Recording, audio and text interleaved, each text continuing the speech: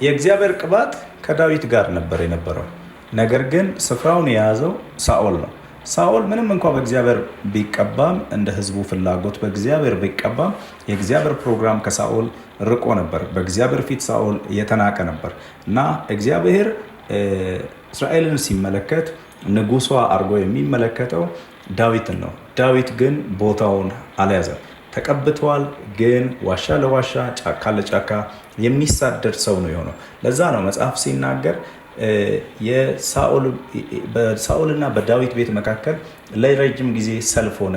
የሳኦል ቤት እየደከመ የዳዊት ቤት ግን ምን እያለ ሄደ ይላል? እየበረታ ሄደ ይላል። የእግዚአብሔር ፕሮግራም በእናንተ ላይ ሆኖ ሌሎች ቦታችሁን ይዘው ሌሎች በእናንተ ወንበር ላይ ሌሎች በእናንተ ፖዚሽን ላይ የተቀመጡበት ወራት ያበቃል።